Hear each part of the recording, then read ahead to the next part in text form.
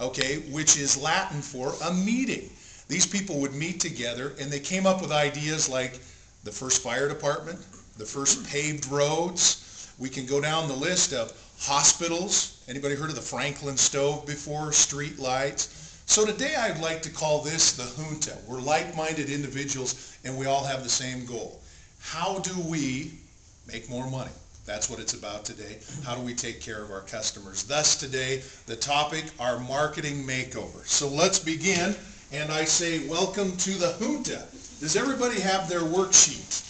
Okay, now mine isn't as fancy as the last speaker, okay, but I did bring Paul's Donuts, okay? So what we're going to do is we'll pass these out while we're talking. How do you like that? I called Stan right before. Where's the gentleman that was talking to me? And there you are right there. You're responsible for this. Tell the story. Stand up and tell the story about you were Stanza Tika at Broadmoor Country Club. You're playing, and what happened?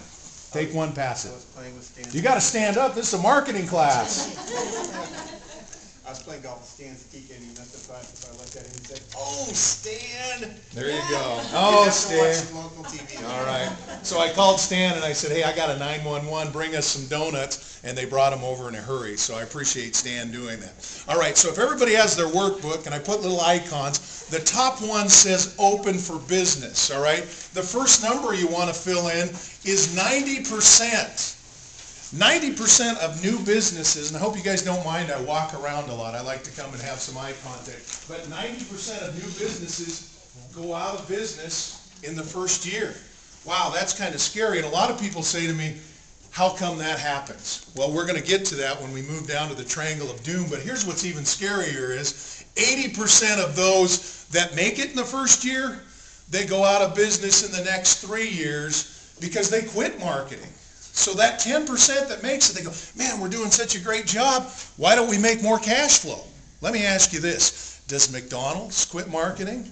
Does Pepsi quit marketing? Does Ford? We can go down the list. And here locally, Paul's Markets, Zamzows. Times are tough for them too, but they got to keep their message out. So on the triangle that I put up here on this side, I want you to put product. Okay, you all have a product. Okay, hopefully you all have a sales team to move that product. And down here in the triangle, we put marketing.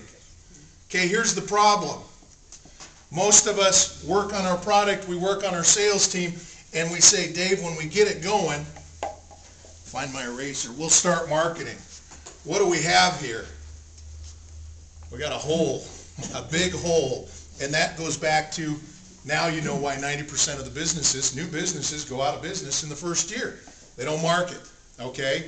If I were to recommend you, what would I tell someone about your business? Best question in the world I can ask each and every one of you. Best question I can ask you. And I want you to think about that. If I were to recommend you, what would I tell you, or what would I tell someone about your business? Now notice right below here, see where I put the so what factor? Okay? Someone want to play along with me? What's your name, ma'am? Leanne. Leanne. How was your donut? Did you have one? I'm allergic to wheat. Oh, you are? My first marketing faux pas. Yeah, Leanne, if I were to recommend you to someone, what would I tell them?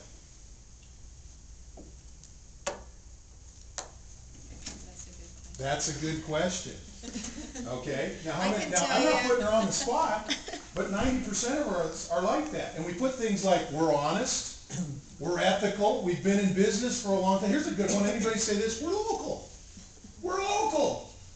Notice what I put here? So, have you ever went into a business and said, they're not ethical, I'm going to shop here. Okay? They're not local, I'm going to shop here. You guys want customer service. So here's what I use for an example. If I were to recommend someone to Les Schwab Tires, and I want you to write this right by sudden service. Real simple, sudden service. Does everybody know what I mean when you go to the Les Schwab? Sudden service. Now, does Les Schwab have the cheapest tires in town? I don't know. I'm guessing they don't. But sudden service. All right, here's Paul's Markets. For the hurried housewife. What's the hurried housewife for? Great produce, great fresh ground hamburger, a made from fresh bakery. But more importantly, you don't want to wait in line. The hurried housewife. All right? Master Rooter Plumbing. And I just finished with them working on their project. They do the right thing when no one's looking. They do the right thing when no one's looking. Now notice, not one of these did I say, Les Schwab's local and they sell the best tires in town. Paul's Markets, they're a great grocery store and they've been around since 1955. Master Rooter Plumbing, they used to say honest and ethical. When's the last time you called a plumber and you said, hey, are you honest and ethical? But when they come in, do you guys kind of go, I hope they didn't rip me off. I hope they didn't rip me off. Good question so far to think about. So is it Leslie? Lucky guess on my part. Leslie, if I were to recommend you to someone, what would I tell them?